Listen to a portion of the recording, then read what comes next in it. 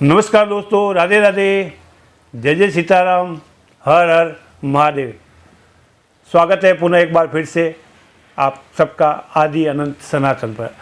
जैसा आपको पता है, आदि अनंत सनातन मेरे चैनल का नाम है और अभी तक आपने सब्सक्राइब नहीं किया तो सब्सक्राइब ज़रूर करें और नीचे जो बेल आइकन का बटन है उसको ज़रूर दबाएं ताकि आने वाले वीडियो का नोटिफिकेशन सबसे पहले आपको मिले।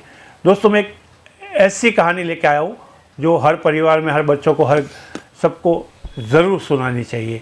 ये है अपने वोट का अधिकार और वोट किसको देना चाहिए ये सबको ज़रूर आप समझाएं।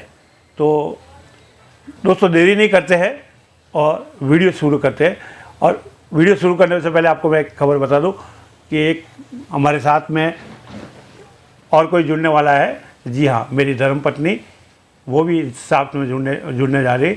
उसको मैं आपको बताऊंगा कि वोट किसको देना चाहिए। जैसा मैंने आपको बताया, ये मेरी धर्मपत्नी है और ये मेरी पोती है, प्यारी प्यारी पोती। तो दोस्तों, विषय था मेरा, जैसा आपको बताया कि वोट किसको देना चाहिए, तो मैं आपको बता रहा हूँ कि वोट देते समय क्या ध्यान रखना चाहिए, किसको देना चाहिए। तो एक बहुत ही पुरानी कहानी, अच्छी कहानी है, वो मैं आपको सुना रहा हूँ और मेरे दर्शक को भी पता पड़ जाएगा कि क्या चीज़ है। तो एक जंगल में, कहानी बहुत अच्छी है, आप ध्यान से सुनना। एक जंगल में हंस और हंसनी रहते थे। तो एक हंस और हंसनी मान सरोवर में एक जोड़े से रहते थे। बहुत ही खुशहाल हरियाली थी, पहाड़ थे, बर्फ़ था, एकदम स्वर्ग जैसा आनंद था वहाँ पे। तो दोनों वहाँ से खुशी से रहते थे। तो एक दिन हंसनी ने बोला कि क्यों नहीं हम लोग घूमने को जाए, समझे आप, कि हम लोग कहीं घूमने को जाए। तो दोनों घूमने के लिए निकले। तो उड़ते उड़ते वो लोग रेगिस्तान में आए, रेगिस्तान में पहुंच गए। रेगिस्तान में पहुंच गए। वोट किसको देना चाहिए आपको भी बता दो, जब बड़ी होंगे तो वोट देना पड़ेगा। सही बात है? हाँ, सही बात है। देखो, ये भी सही बात बोल दी। तो वो उड़ते उड़ते रेगिस्तान में आ गए।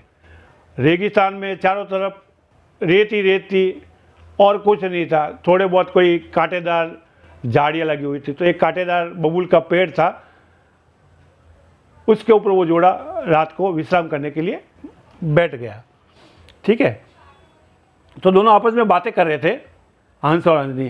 हंसनी बोल रही थी कि हम लोग कहाँ आ गए, यहाँ तो कुछ नहीं है, पूरा रेत ही रेत है, कांटेदार झाड़ है, तो ये सब ऐसा क्यों है। हंसनी बार बार पूछ रही थी कि ये इतना ऐसा जंगल में रेत ही रेत, न हरियाली, न पशु पक्षी, न कुछ नहीं। तो ऊपर एक उल्लू बोल रहा है। उल्लू की आवाज़ सुनी। तो हंस ने बोला, उल्लू कुछ बोल रहा था, तो हंस ने बोला कि ये देखो, उल्लू बोल रहा ना, बोला इन लोगों की वजह से ये हाल है,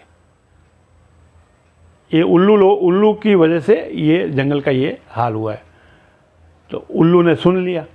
तो उल्लू को तो बहुत बड़ा गुस्सा आया, किसी को भी गुस्सा आएगा, बुरा ही सुनेगा। तो बोला ठीक है बेटा, सुबह होने दे, तेरे को बताता हूँ मैं क्या हूँ।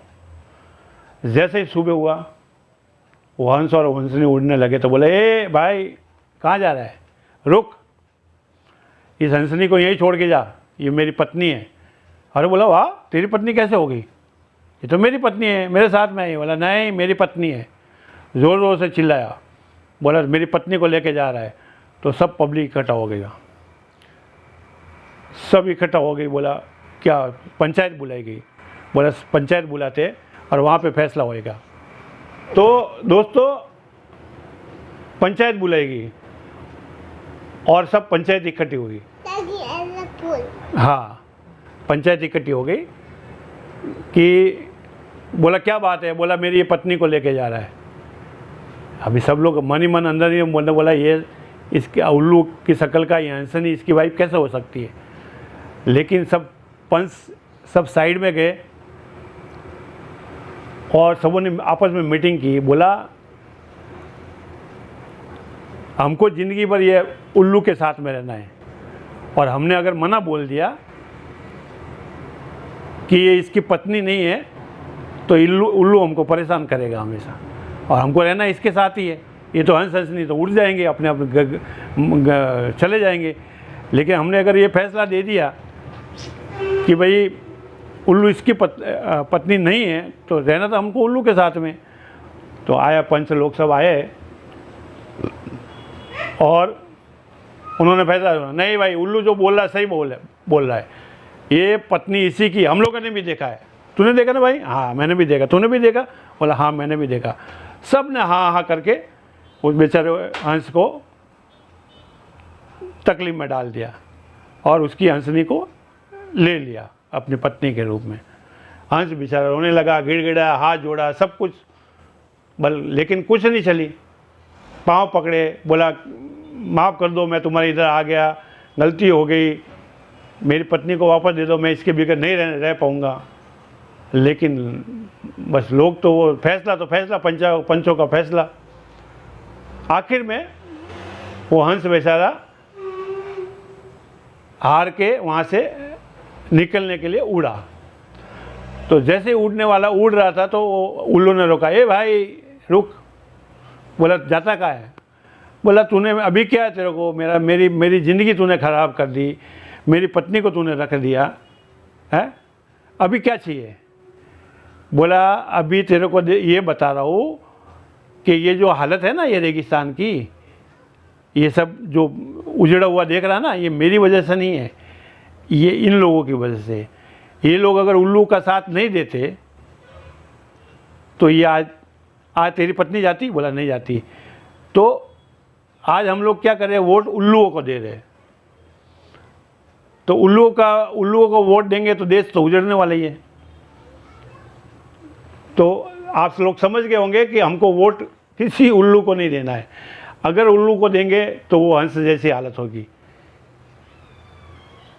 ये जो रेगिस्तान की हालत हुई थी वो वोटरों की वजह से हुई थी, पंचों की वजह से हुई थी।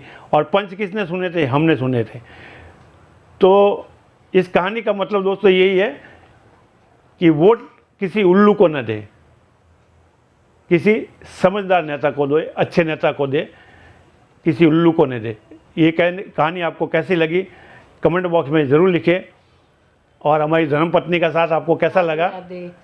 आप भी बोलो सब्सक्राइब करने के लिए। राधे राधे। ऐसे बोलो, सब सब्सक्राइब करें सबको।